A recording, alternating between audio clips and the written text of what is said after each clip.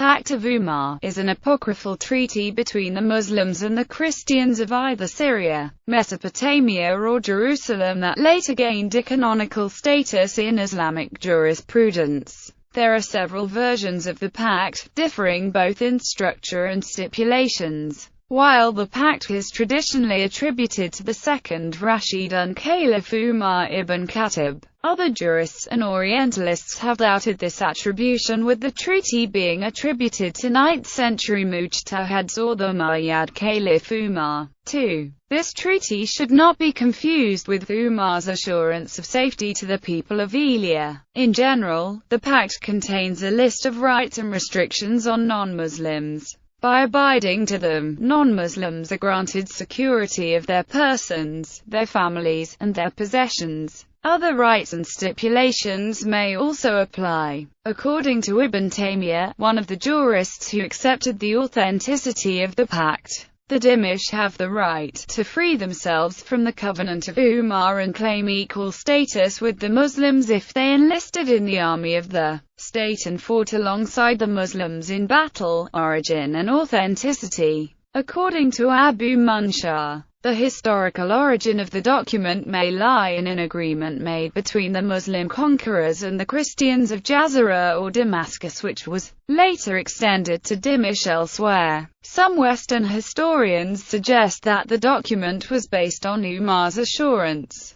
A treaty concluded between Umar ibn Khattab and the Patriarch of Jerusalem, Sophronius, following the capture of Jerusalem by the Rashidun Caliphate, while others believe the document was either the work of 9th century mujtahids or was forged during the reign of the Umayyad Caliph Umar II, with other clauses added later. Other scholars concluded that the document may have originated in immediate post-conquest milieu and was stylized by later historians. Western scholars' opinions varied about the pact's authenticity. According to Anwar M. Emin, there is intense discussion in the secondary literature about the pact's authenticity, with scholars disagreeing on whether it might have originated during the reign of Umar b. al-Khattab or was a later invention retroactively associated with Umar, the caliph who famously led the initial imperial expansion, to endow the Contract of Dhimma with greater normative weight. A.S. Triton is one scholar who has suggested that the pact is a fabrication, because later Muslim conquerors did not apply its terms to their agreements with their non-Muslim subjects, which they would have if the pact had existed earlier. On the other hand, another scholar, Daniel C. Dennett, believes that the pact was no different from any other treaty negotiated in that period, and that it is well within reason that the pact we have today, as preserved in al-Tabari's Chronicle, is an authentic version of that early treaty. According to Thomas Walker Arnold, the pact is in harmony with Umar's kindly consideration for his subjects of another faith. A later generation attributed to Umar a number of restrictive regulations which hampered the Christians in the free exercise of their religion. But Dugoj and Katana have proved without doubt that they are the invention of a later age, as, however, Muslim theologians of less tolerant periods accepted these ordinances as genuine. The book Classical Islam, a source book of religious literature, quotes a version of the pact from Kitab al-Umm of al-Shafi'i that it says may be a forerunner to the later document, which gained something of a canonical status, making it applicable in many locations. Content. Several different versions of the pact exist. The below is neither guaranteed to be comprehensive nor accurate, but should give some sense of the contents generally attributed to the pact. The points. The ruler would provide security for the Christian believers who follow the rules of the pact. Prohibition against building new churches, places of worship, monasteries, monks or a new cell. Hence it was also forbidden to build new synagogues, although it is known that new synagogues were built after the occupation of the Islam. For example, in Jerusalem and Ramla, the law that prohibits to build new synagogues was not new for the Jews, it was applied also during the Byzantines. It was new for the Christians. prohibition against rebuilding destroyed churches, by day or night, in their own neighborhoods or those situated in the quarters of the Muslims,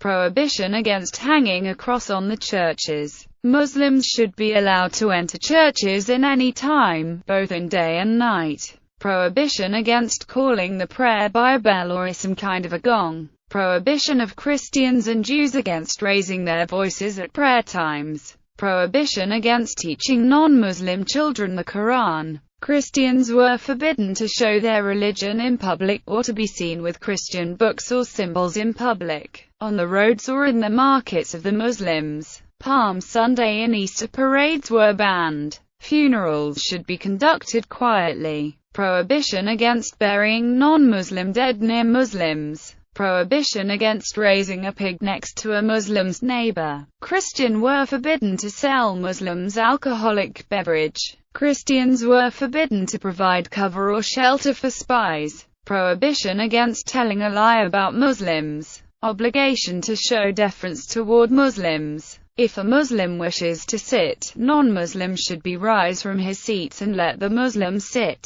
Prohibition against preaching Muslim to conversion out of Islam. Prohibition against the conversion to Islam of someone who wants to convert. The appearance of the non-Muslims has to be different from those of the Muslims. Prohibition against wearing kalanshwar, Bedouin turban, Muslims' shoes, and sash to their waists. As to their heads, it was forbidden to comb the hair sidewise as the Muslim custom, and they were forced to cut the hair in the front of the head. Also, non-Muslims shall not imitate the Arab Muslim way of speech, nor shall adopt the kunyas. Obligation to identify non-Muslims as such by clipping the head's forelocks and by always dressing in the same manner, wherever they go, with binding the zunara around the waists. Christians to wear blue belts or turbans, Jews to wear yellow belts or turbans, Zoroastrians to wear black belts or turbans, and Samaritans to wear red belts or turbans. Prohibition against riding animals in the Muslim custom, and prohibition against riding with a saddle. Prohibition against adopting a Muslim title of honor. Prohibition against engraving Arabic inscriptions on signet seals. Prohibition against any possession of weapons. Prohibition against teaching children the Quran. Non-Muslims must host a Muslim passerby for at least 3 days and feed him. Non-Muslims prohibited from buying a Muslim prisoner. Prohibition against taking slaves who have been allotted to Muslims. Prohibition against non-Muslims to lead, govern or employ Muslims. If a non-Muslim beats a Muslim, his dhimmi is removed. The worship places of non-Muslims must be lower in elevation than the lowest mosque in town. The houses of non-Muslims must not be taller in elevation than the houses of Muslims. Houses of the non-Muslims must be short so that each time that they would enter or exit their houses they would have to bend, in a way that it would remind them of their low status in the world.